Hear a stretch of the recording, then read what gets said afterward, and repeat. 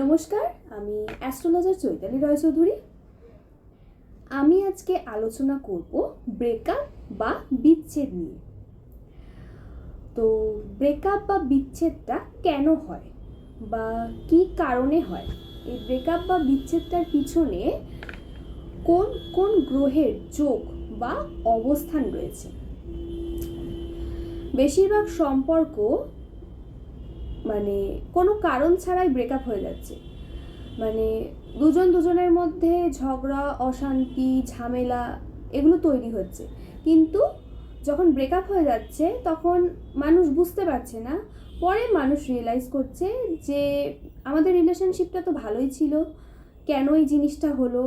আমাদের মধ্যে তো কোনো গ্লিচ ছিল না, কিছু আমাদের মধ্যে সেরকম কিছু প্রবলেম হলো না।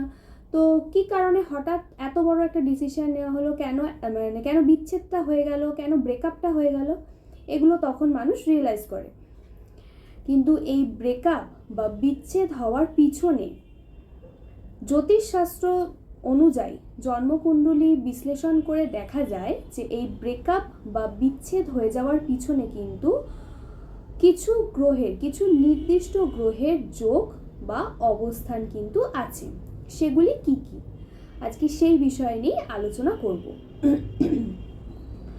প্রথমেই বলছি সপ্তম ভাব থেকে আমরা দাম্পত্য জীবন বা বিবাহ বিচার করি।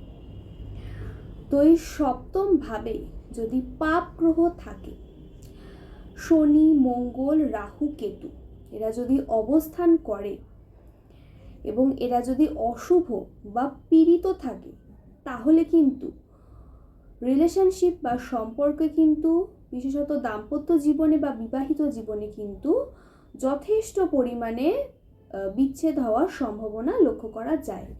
বিশেষত যদি জন্মকুণ্ডলিতে মঙ্গল দোষ থাকে, তাহলে কিন্তু এর পরিমাণটা আরও তীব্রতর হয়ে ওঠে। এই জিনিসটাও কিন্তু লক্ষ্য করা যায়। এবার আলোচনা করব শুক্র এবং চন্দ্রকে নিয়ে। শুক্র হচ্ছে প্রেম, ভালোবাসা, যৌনতা, সৌন্দর্যের কারক গ্রহ।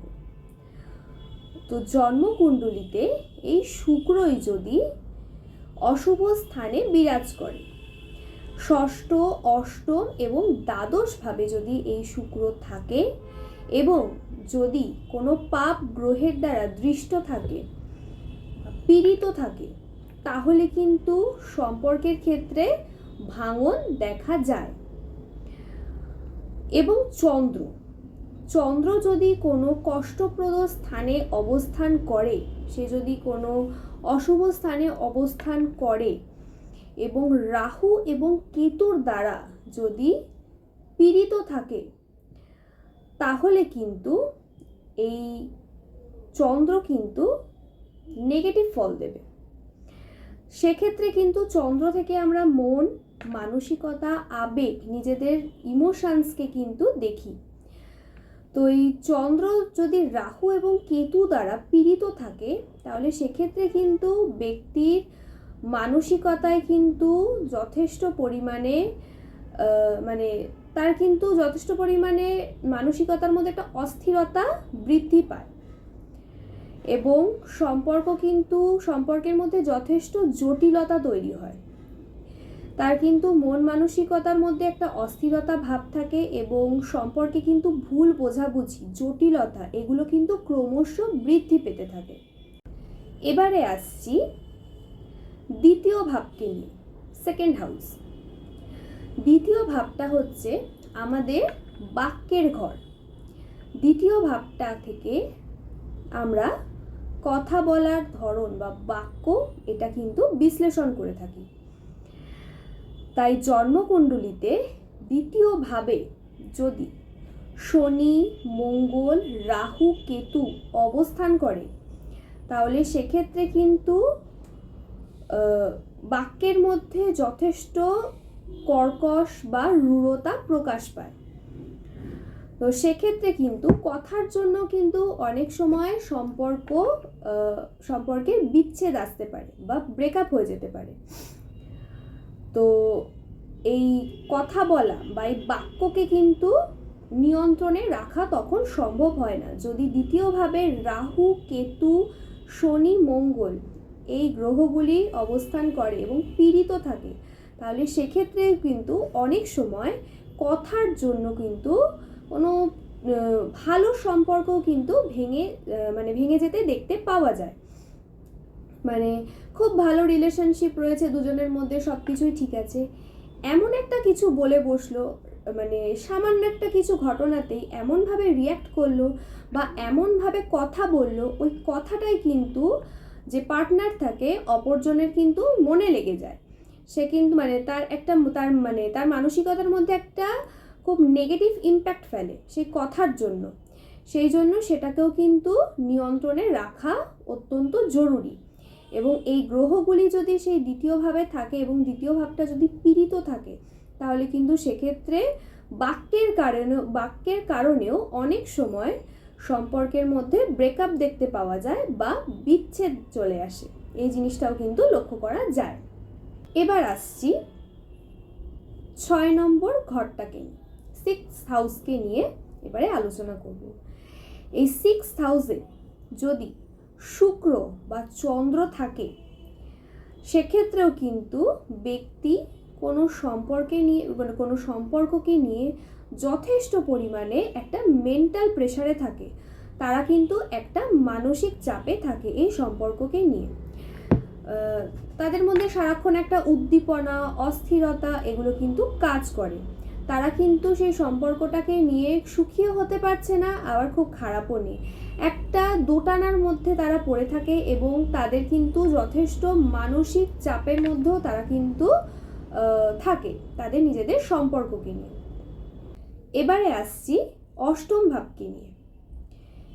এই অষ্টম ভাবে যদি রাহু কেতুর অবস্থান থাকে, তাহলে কিন্তু সম্পর্কে ভাঙন ধরে, সম্পর্কে কিন্তু বিচ্ছেদ আসে। এই জিনিসটাও কিন্তু দেখতে পাওয়া যায়। সম্পর্কের মধ্যে অযথা সন্দেহ করা, সম্পর্কের মধ্যে চিট করা, একে অপরকে চিটিং করা, অযথা সন্দেহ করা, এই সমস্ত জিনিস থেকেও কিন্তু ব্রেকআপ আসে যদি অষ্টম ভাবে 8th হাউসে যদি রাহু কেতু থাকে। তাহলে এই জিনিসটাও কিন্তু লক্ষ্য করা যায়। সম্পর্কের মধ্যে ব্রেকআপের ক্ষেত্রেও কিন্তু এই জিনিসটা লক্ষ্য করা যায়। 12th হাউস, দ্বাদশ ভাব। এই দ্বাদশ ভাবে যদি শুক্র থাকে, তাহলে কিন্তু কোনো লং ডিস্টেন্স রিলেশনশিপ এটাকে কিন্তু টিকিয়ে রাখাটা একটু সমস্যা বা চাপের থাকবে। কারণ 12th হাউসে হচ্ছে যদি শুক্র থাকে, তাহলে কিন্তু সেক্ষেত্রে লং ডিস্টেন্স রিলেশনশিপের ক্ষেত্রেও কিন্তু যথেষ্ট উদ্দীপনা কাজ করে। সেটাকে কিন্তু টিকিয়ে রাখাটাও একটা চাপের ব্যাপার হয়ে থাকে। এবার আসবো রাহু কেতুর সংযোগ নিয়ে। রাহু কেতুর সংযোগের ফলে কিন্তু অনেক ভালো ভালো সম্পর্কও কিন্তু বিচ্ছেদ হতে দেখতে পাওয়া গেছে। রাহু কেতু কিন্তু সম্পর্কের মধ্যে আকস্মিক কোনো ঘটনা ঘটিয়ে দেয়, আকস্মিক এমন কিছু ঘটিয়ে দিল যেটাতে আর কোনো সেকেন্ড চান্স বা সেকেন্ড অপশন কথা বলা বা ভাবা তো দূরের কথা, কোনো কিছুই সেটাকে কি বলবো, কোনো কিছুই সেখানে টিকবে না। এমন কিছু ঘটনা রাহু কেতুর সংযোগে কিন্তু ঘটে যায় সম্পর্কের মধ্যে। রাহু কেতুর সংযোগে কিন্তু যথেষ্ট উদ্দীপনা, উত্তেজনা এবং এমন কিছু নীচ কাজ সম্পর্কের মধ্যে হয়, সেক্ষেত্রে কিন্তু একে অপরের প্রতি কিন্তু বিশ্বাস নষ্ট হয়, যার ফলে কিন্তু বিচ্ছেদ বা ব্রেকআপটা কিন্তু হয়ে যায়। রাহু যদি পঞ্চম এবং সপ্তম ভাবে থাকে, তাহলে কিন্তু প্রেমজ সম্পর্কে বিশ্বাসহীনতা আসবেই আসবে। প্রেমজ জীবনে বিশ্বাসহীনতা, চিটিং করা, নিজেদের পার্টনারকে চিট করা, ঠকানো, সন্দেহ করা, এই সব জিনিসগুলো থেকে কিন্তু ব্রেকআপ আসবে। এই জিনিসটাও কিন্তু লক্ষ্য করা যায়। এবার আসবো কেতুর কথায়। কেতু যদি সপ্তম ভাবে থাকে, তাহলে সপ্তম ভাব থেকে আমরা দাম্পত্য জীবনটা বিচার করি। এবং সেই কেতু যদি সপ্তমভাবে থাকে তাহলে কিন্তু সম্পর্কে গোপন কোনো সমস্যা কিন্তু কেতু বয়ে নিয়ে আসবে। সব কিছুর মধ্যে একটা গোপনীয়তা থাকবে, একটা লুকানো, হাইড করার এরকম কিছু একটা ব্যাপার কিন্তু সম্পর্কের মধ্যে চলে আসে এবং সেখান থেকেই কিন্তু দাম্পত্য জীবনে অশান্তি হয়, যে অশান্তি অনেক সময় বিচ্ছেদও কিন্তু ঘটিয়ে দেয়। এবারে আসবো 9th হাউসকে নিয়ে।